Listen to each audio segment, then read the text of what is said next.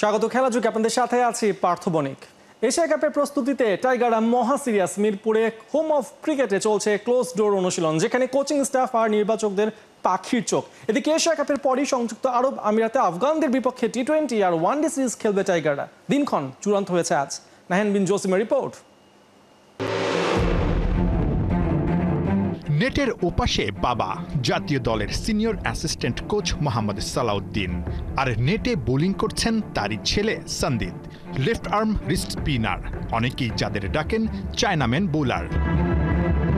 বিসিবির high performance টিমে থাকা সালাউদ্দিন পুত্র সন্দীপ টাইগারদের অনুশীলনে শুধুই কি একজন নেট বোলার, নাকি ভিন্ন কোনো কারণ আছে ওকে ডেকে আনার?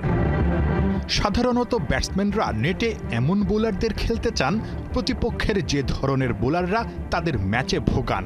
এশিয়া কাপে বাংলাদেশের গ্রুপে আফগানিস্তান, যে দলে আছেন নূর আহমেদের মতো একজন লেফট আর্ম রিস্ট স্পিনার বা চায়নাম্যান বোলার। সবশেষ আইপিএলে চেন্নাই সুপার কিংসে ধোনির তুরুপের তাস।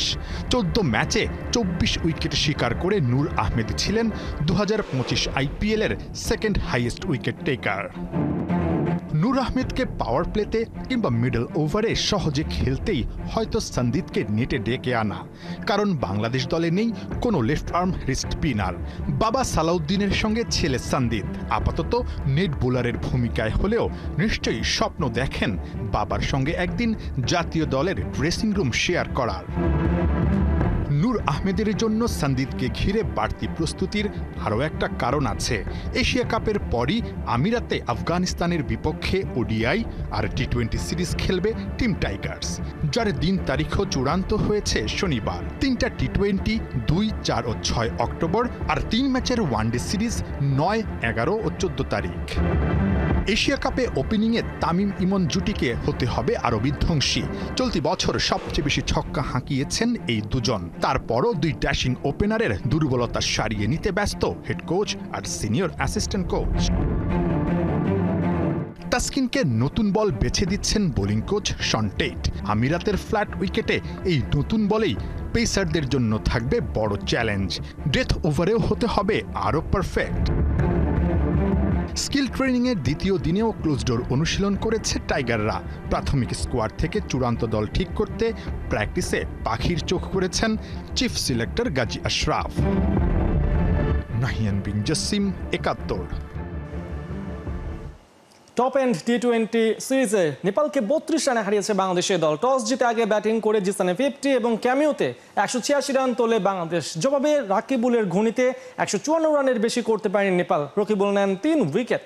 বিস্তারিত মোহাম্মদ আদনানের ম্যাচ রিপোর্টে।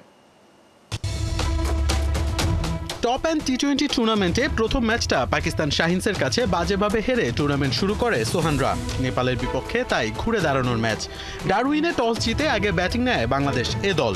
ক্যাপ্টেনের সিদ্ধান্ত সঠিক প্রমাণ করে ধুমধারাক্কা ব্যাটিং শুরু করেন জিসান আলম এবং নাইম শেখ। পাওয়ার প্লেতে প্রায় 10 রান রেটে ব্যাট করতে থাকে এই দুই ওপেনার। 41 বলে 62 রানের জুটি ভাঙে লামিচানে। 138 স্ট্রাইক রেটে ব্যাট করা নাইম থামেন 18 বলে 25 রান করে। আরেক ওপেনার জিসান আলম খেলছিলেন ধুমধারাক্কা ক্রিকেট। 4 ছক্কায় মাতিয়ে তোলেন গ্যালারি। নেপালের বোলাররা পাত্তাই পায়নি তার হার্ড-হিটিং ব্যাটিংয়ের সামনে। প্রায় 160 স্ট্রাইক রেটে ব্যাট করে 33 বলেই তুলে নেন নিজের 50-র পর আরও আগ্রাসী ব্যাটিং শুরু করেন জিসান। একটা সময় মনে হচ্ছিল হয়তো সেঞ্চুরিটাও তুলে নেবেন, তবে ইয়াদাব তা আর হতে দেয়নি। 158 স্ট্রাইক রেটে ব্যাট করা জিসান থামেন 46 বলে 73 রান করে। 149 রানে 4 উইকেট হারানো টাইগারদের ব্যাটিংয়ের গতি ধরে রাখেন আফিফ হোসেন। একের পর এক বাউন্ডারিতে রান তোলেন টর্নেডোর গতিতে। 208 স্ট্রাইক রেটে ব্যাট করা আফিফ 2 রানের জন্য মিস করেছেন নিজের 50। নট আউট থেকেছেন 23 বলে 48 রান করে। জিসান আফিফদের ব্যাটিংয়ে ভর করে 20 ওভারে 6 উইকেট হারিয়ে 106। জবাবে দলীয় 13 রানেই নিজেদের প্রথম উইকেট হারায় নেপাল। হাসান মাহমুদের বলে জিসানকে ক্যাচ দিয়ে প্যাভিলিয়নে কুশাল। আসিফ এবং লোকেশ পার্টনারশিপ করার চেষ্টা করলেও তা ভাঙেন তোফায়েল। একের পর এক উইকেট হারাতে থাকে নেপালিরা। রাকিবুলের ঘূর্ণি বুঝতেই পারেনি মাল্লা পৌদেলরা। 4 ওভার করে 18 রান দিয়ে 3 উইকেট নেন রাকিবুল।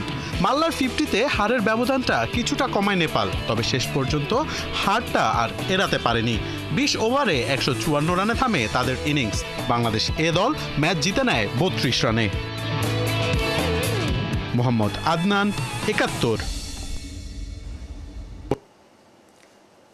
জাতীয় দলের দরজাটা প্রায় বন্ধ। বিদেশি লিগীয় পারফরমেন্স যেমন তেমন, তবুও একের পর এক লিগে জায়গা পাচ্ছেন সাকিব আল হাসান। পিএসএল, সিপিএল এর পর এবার আইসিসির অনুমোদন না পাওয়া টি-20 ফরম্যাটে যুক্তরাষ্ট্রের মাইনর লিগ ক্রিকেটে খেলতে যাচ্ছেন টাইগার এই অলরাউন্ডার। সাকিবকে দলে ভিড়িয়েছে লিগটির বাংলাদেশি মালিকানাধীন দল আটলান্টা ফায়ার্স।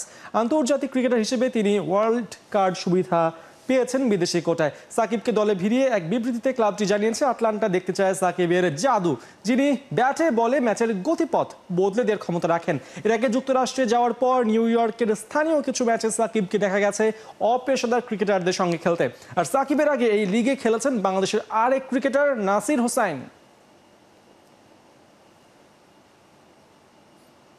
সাফ অনূর্ধ্ব-17 নারী চ্যাম্পিয়নশিপের আগে চলছে বাংলাদেশের প্রস্তুতি পর্ব, যেখানে শনিবার ভুটানের মাটিতে বাংলাদেশ দল ট্রেনিং সারলো প্রথমবারের মতো। তবে ভেন্যু চাংলি মিথানের সাথে বাংলাদেশের সামনে হাজির হয়েছে নতুন সমস্যা, যেটা কাটিয়ে ওঠাই আগামী 3 দিনে বাংলাদেশের লক্ষ্য। কি সেই চ্যালেঞ্জ, কি নিয়ে চিন্তিত বাংলাদেশ, থাকছে রিপোর্টে। ভুটানের পাহাড় ঘেরা গ্রাউন্ডে দৌড়ে যাচ্ছে বাংলার বাঘিনীরা। সাফ অনূর্ধ্ব-17 নারী চ্যাম্পিয়নশিপ, যেখানে 2017-তে আছে শিরোপা হারানোর হতাশা। তবে ছুটে চলা বাংলাদেশ অতীতে তাকাতে নারাজ। দৃপ্ত চোখে ওরা তাকিয়ে আছে বুধবারের দিকে, যেখানে প্রথম ম্যাচে স্বাগতিক ভুটানের সাথে বাঘিনীদের লড়াই। পরোক্ষভাবে আছে চাংলি মিথানের উচ্চতা জয়ের চ্যালেঞ্জ। হ্যাঁ, চাংলি মিথান অবস্থিত সমুদ্র পৃষ্ঠ থেকে প্রায় 7,500 ফুট উঁচুতে। স্বাভাবিকভাবেই এখানে গেস্ট টিমের জন্য বড় পরীক্ষা ঠিকঠাক শ্বাস নেয়া, সাথে ঠান্ডা আবহাওয়া তো আছেই। তাই কন্ডিশনের সাথে মানিয়ে নিতে 5 দিন আগেই ভুটানে চলে আসা বাংলাদেশ শনিবার প্রথমবারের মতো অনুশীলন সেরেছে। তো কেমন হলো ট্রেনিং সেশন, দলের সবাই কেমন আছে, প্রশ্ন রাখা হয়েছিল ফুটবলার উম্মে কুলসুমের কাছে। আলহামদুলিল্লাহ ভালো, আমরা সবাই আজকে সকালে প্র্যাকটিস করেছি, মোটামুটি অবস্থা ভালো। আজকে প্রথম দিন যেহেতু প্র্যাকটিস করছি, একটু কষ্ট হয়েছে, তো আমরা নেক্সট দিন প্র্যাকটিস করব। প্র্যাকটিস করলে ওয়েদারের সাথে আমরা চেষ্টা করব খাপ খাওয়ানোর। কুলসুম ওয়েদারের সাথে খাপ খাওয়ানোর চেষ্টার কথা বললেও সেটা যে সহজে হচ্ছে না, তা দলের ম্যানেজার মাহমুদা আক্তার অনন্যার কথায় স্পষ্ট। সেখানে উচ্চতার সাথে যোগ হয়েছে আরেক সমস্যা। এখানে প্রচুর বৃষ্টি হয়, আর যখন রৌদ্র হয় রৌদ্র, প্রচুর বৃষ্টি, তো সবকিছু মিলে আশা করছি যে সবাই ভালো করবে।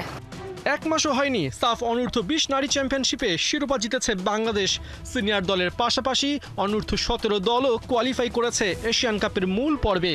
তাই জুনিয়র দলের সামনে এখন পরীক্ষা সাফের মঞ্চে নিজেদের দাপট ধরে রাখার। পার্থ বণিক, 71। ময়লা কুড়ানোর একটা খেলা আছে, আপনি কি জানেন?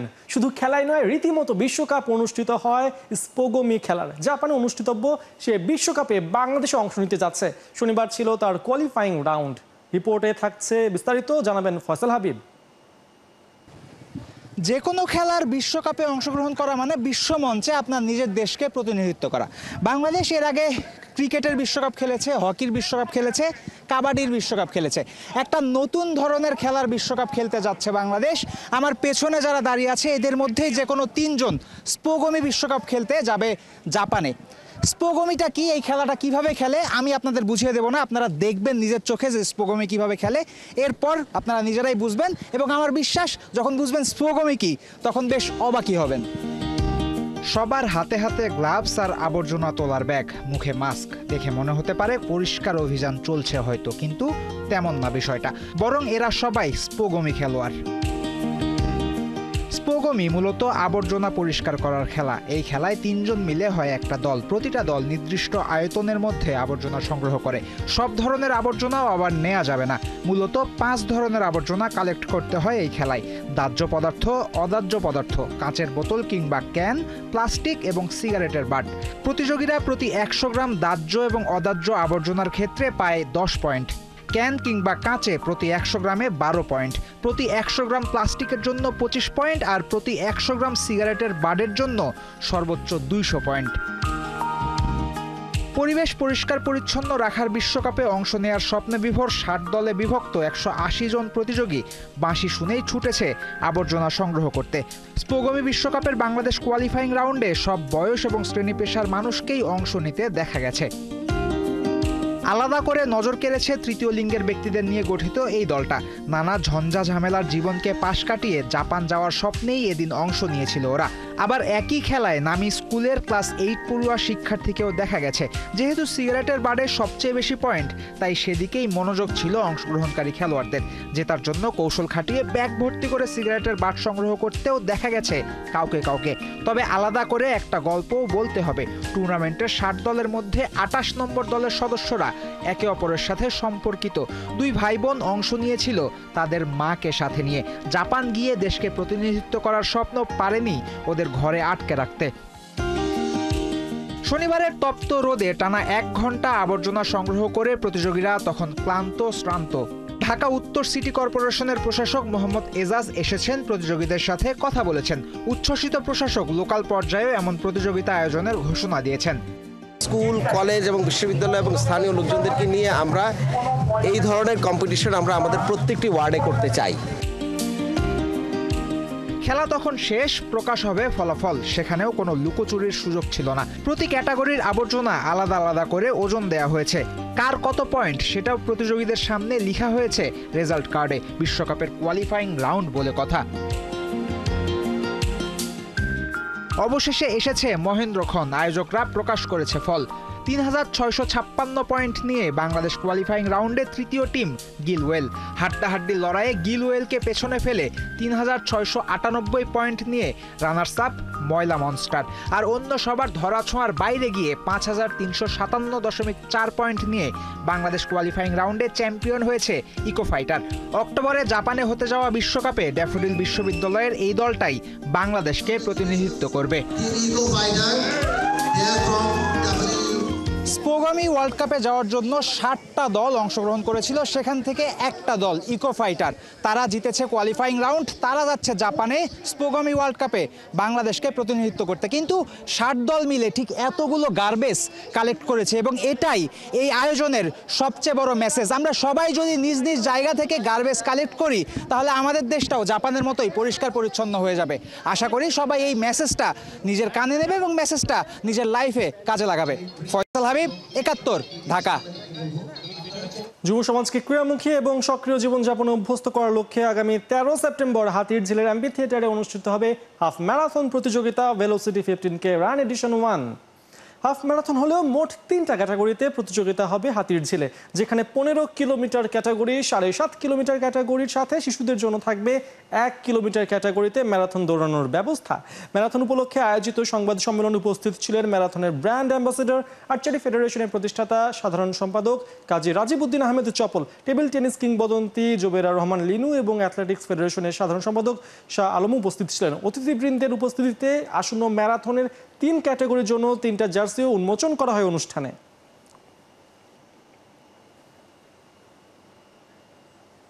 উইন অর উইন, বার্সেলোনার একটাই মন্ত্র। টাইটেল ডিফেন্ড করতে এবার মাঠে নামছে ডিফেন্ডিং চ্যাম্পিয়ন বার্সেলোনা। প্রি সিজনে দলের প্রস্তুতি ভালো হলেও ফুটবলার রেজিস্ট্রেশন নিয়ে খানিকটা চিন্তায় হ্যান্সি ফ্লিক। লিগে নিজেদের প্রথম ম্যাচে কাতালানদের প্রতিপক্ষ মায়োরকা। খেলা শুরু বাংলাদেশ সময় রাত 11:30টায়। কোহিনুর কোনা report. We are hunger than ever. নয়া সিজনে নিজেদের প্রথম ম্যাচে মাঠে নামার আগে হান্সি ফ্লিক বাহিনীর হুঙ্কার। শুধু তর্জন গর্জন নয়, বার্সা হাঁটছে সেই পথেই। রিয়াল মাদ্রিদ যেভাবে ট্রফি ডিফেন্ড করেছিল ঠিক একইভাবে ব্যাক টু ব্যাক শিরোপা জয়ের মিশনে। নতুন জার্নিতে কাতালানরা ঠিক কতটা মরিয়া তার প্রমাণ মেলে প্রি সিজনে বার্সার সামনে প্রতিপক্ষ দলগুলোর লেজে গোবরে অবস্থা দেখে। ফ্রেন্ডলি থেকে হুয়ান গাম্পা ট্রফি সব মিলিয়ে শেষ 4 ম্যাচে গেল সিজনের ডোমেস্টিক ট্রেবল জয়ীরা গোল করেছে 20টা, বিপরীতে হজম করেছে মোটে 4টা। এবার সেই বার্সার আগুনে পোড়ার অপেক্ষায় মায়োরকা। দু দলের অসম লড়াইয়ের জন্য প্রস্তুত এস্তাদিও মায়োরকা সান মোয়েক্স। মায়োরকার বিপক্ষে প্রত্যাশিতভাবেই ফেভারিট বার্সেলোনা। পরিসংখ্যান বলছে দু দলের 43 লড়াইয়ে বার্সেলোনার 30 জয়ের বিপরীতে মায়োরকা জিতেছে কেবল 7 ম্যাচ। হোম অ্যাডভান্টেজ নয়, বরং খেলা মায়োর্কার ঘরে বলে এই ম্যাচে ব্যাকফুটে গেল সিজনে 10 নম্বরে থেকে লিগ শেষ করা দলটা। 2024-25 সিজনে মায়োর্কায় একমাত্র দল যারা নিজেদের দর্শকদের সামনে 19 ম্যাচ খেলে জিতেছে কেবল 7টা। শুধু তাই নয়, লিগে মায়োর্কার বিপক্ষে এখনো পর্যন্ত অ্যাওয়েতে 14 ম্যাচ জিতেছে বার্সা, যা কোনো একক দলের বিপক্ষে সর্বোচ্চ। বার্সার বিপক্ষে শেষ 5 ম্যাচে একটিও জয় নেই এই মায়োর্কার। গেল 16 বছরে একবারই লিগে নিজেদের প্রথম ম্যাচে হেরেছিল বার্সা, অর্থাৎ কাতালানদের হারানো বেশ মুশকিল। এই দাপুটে বার্সার মাথায়ও আছে ঘোর চিন্তা। ফাইন্যান্সিয়াল জটে নয়া সিজনে এখনো পর্যন্ত কেবল গার্সিয়া আর রাশফোর্ডকে করাতে পেরেছে রেজিস্ট্রেশন। চোটে ছিটকে গেছেন গেল সিজনের টপ স্কোরার রবার্ট লেভানডস্কি। ফ্লিকের সম্ভাব্য 4-2-3-1 ফরমেশনে অ্যাটাকিং জোন সামলাবেন এমার্জিং সুপারস্টার লামিন ইয়ামাল আর ব্রাজিলিয়ান রাফিনিয়া, সাথে আছেন তোরেস। কোহিনুর কণা, 71। এই ছিল এখনকার খেলা যোগে। সরাসরি সংবাদ অনুষ্ঠান দেখতে চোখ রাখুন 71-এর ফেসবুক পেজে এবং সাবস্ক্রাইব করুন 71-এর ইউটিউব চ্যানেল। 71-এর সাথেই থাকুন।